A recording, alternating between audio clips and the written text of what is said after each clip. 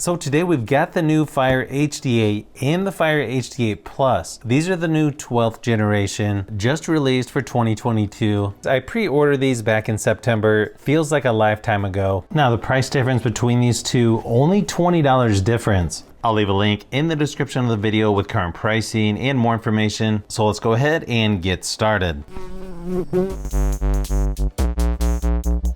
The regular version comes in 3 different colors: rose, denim, and black. And then as far as storage goes, 32 or 64 gigabytes. You can also pay a little bit more if you don't want the ads on the lock screen. Personally, I don't really mind those. Another difference is I don't believe you get the same color choices on the Plus version. To me, it looks like there's only one version, gray. As you can see, slightly different here on the front cover. Now the box for the Plus version is a little bit thicker. They've got the specs listed here on the back. You'll see they've got the same 8-inch 1280 by 800 resolution HD display. Obviously, they're both going to work with Alexa. Same storage options for the Plus version, but you're going to get 3 gigabytes of RAM versus only 2 in the regular version. You're also going to get wireless charging with the Plus version. They both have the same MediaTek 8169A processor, which they're advertising is 30% faster than the previous versions. Both are going to use micro SD cards up to 1 terabyte. Let's first take a look at the Fire HD8. This is the denim or blue version.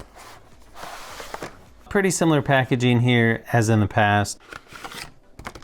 Still includes a USB wall adapter. That's good to see. USB-C to USB-A charging cable. Quick start guide.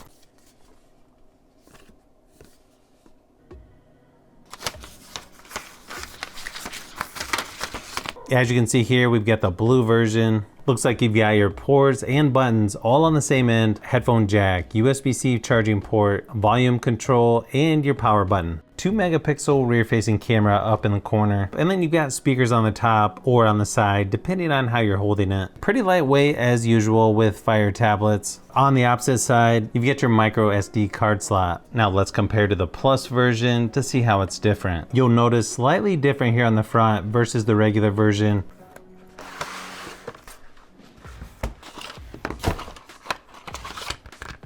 Also gonna get a bigger 9-watt wall adapter with the Plus version. It's quite a bit bigger than just the standard version.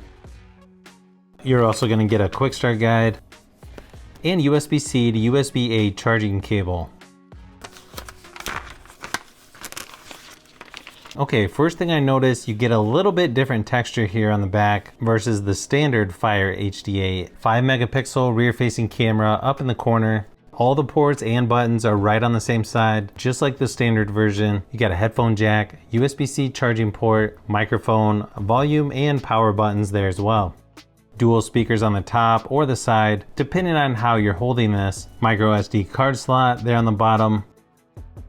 Looks like you've got the same bezels here as the standard version. Front-facing camera there on the long edge. It also has 2.4 and 5 gigahertz Wi-Fi. Nice little welcome video here if you're not familiar with Fire tablets, or you can fast forward that if you want to speed things up. You've also got a free service called Goodreads if you want to look for more books to read, that sort of thing. Then you've also got Alexa to set up, or you can always do that later.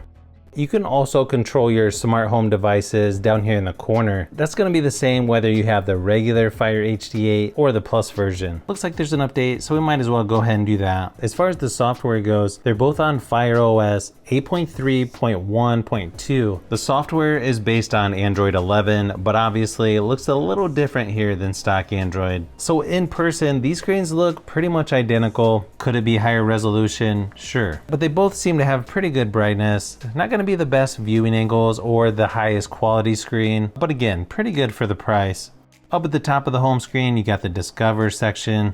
Swipe left of the home screen and you're going to get a lot of suggested content there. Then over to the right you have your library, which is going to have any books, games, apps that you've purchased. Same stuff up here in the notification shade. You've got Wi-Fi, Bluetooth, airplane mode, dark theme, Alexa hands-free, auto rotate, blue shade, screen mirroring, screen record, do not disturb, low power mode, and then storage. You can also add 3 things like Dolby Atmos, camera, and invert colors, which I would think you would want Dolby Atmos up there. You're gonna have the same stuff in the settings as well. Weird thing is they're using slightly different amounts of storage here. One's at 1.37, one's at 1.58. So I'm not sure if it downloaded one of my apps from my other devices automatically. Not really sure. And then you can see the texture difference there in the back. You can see the Plus version just has a little bit rougher looking texture versus smooth on the regular. And then obviously one difference with the Plus version, it's gonna work with wireless charging. And then Amazon has their own docking station where this charges wirelessly and this goes into show mode. So I'm sure some people might prefer that kind of charging versus a wireless charger like this. Since Amazon has their own app store, you're not gonna get everything that's on the Google Play Store, but you are gonna get stuff like Netflix, Disney Plus. You'll get some of the more popular ones. And then both of these are gonna be HD playback resolution for Netflix. You would think by now you could get YouTube on these tablets, but nope, you still can't get the official app. There's a handful of apps that just link to the website version, which it plays okay. Definitely not as good as using the regular YouTube app, but it's better than nothing. A little strange, but it looks like the video's up a little higher on the screen for the regular Fire HD8 compared to the Plus version. Overall screen quality and colors though look pretty much identical in person. So you can see by the Geekbench scores, these two are pretty much identical in performance. With the Plus version, that extra gigabyte of RAM is probably going to help more with multitasking, that sort of stuff. And if it was me, since it's only a little bit more, I would probably go with that one. But just for my testing, these appear to have about the same performance for the most part. It is going to take a little bit longer to load things on these tablets compared to more expensive ones, which is to be expected. But when testing PUBG Mobile, Asphalt 9 on here, you are going to get a little better gaming performance on the Plus version. I noticed while playing Asphalt 9, the Plus version played a little bit smoother than the regular HD8. You can probably see from this footage, it's just a little bit more choppy versus the Plus version. I also had the regular Fire HD8 just quit randomly during games. Not really sure what that's about. Maybe it needs updated.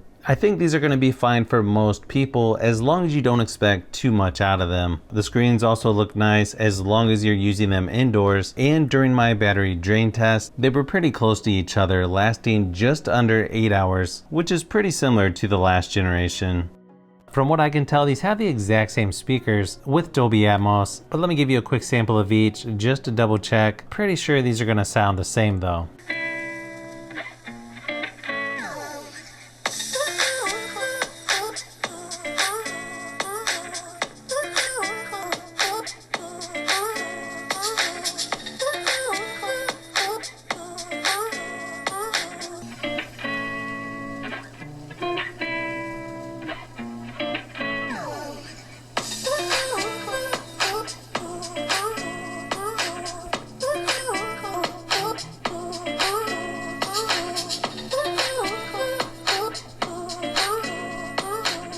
Okay, to me, it's pretty obvious. These are the exact same speakers. Definitely sound better when you face them towards you and turn the Dolby Atmos on, because otherwise they're not very loud. Now, when it comes to the cameras on the Plus version, swipe over to get camera and video. You have a few settings. You're gonna get a slight upgrade over the normal Fire HD8, and that's gonna be on the rear facing camera. It's gonna be a 5 megapixel lens instead of 2, and you can shoot 1080p resolution for video recording instead of 720. I don't know, the quality on here doesn't feel like it's a huge difference over the standard version, but I guess if you want the Fire tablet with better cameras, technically you would want to go with this one. Kind of weird here, but the cheaper version, with only 2 megapixels, actually looks better than 5 when you zoom in. I don't know, maybe my hand was a little shaky. Personally, I would use my cell phone over this one or the standard Fire HD8. It's just going to be better quality. Here's a quick sample of each just to see if you can tell a difference. My guess would be not by much, maybe for the rear camera video recording, but other than that, I would expect these to be pretty similar.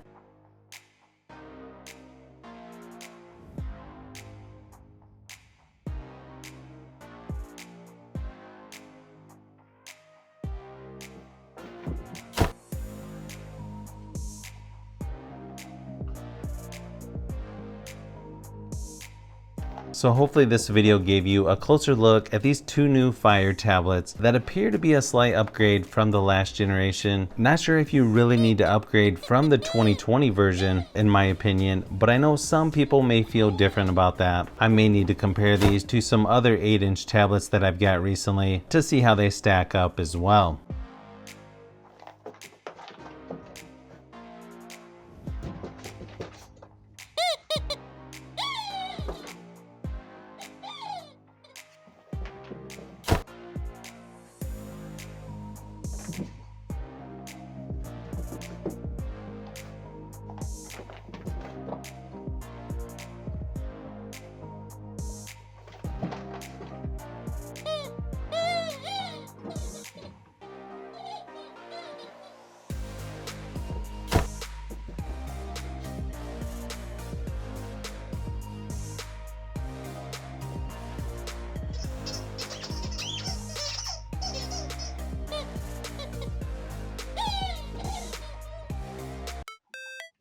So if you've made it this far into the video, you may want to say thanks by subscribing, and don't forget to give a thumbs up if this video was helpful. This is Brian from Fishbee Productions. Thanks for watching, and I'll see you on the next one.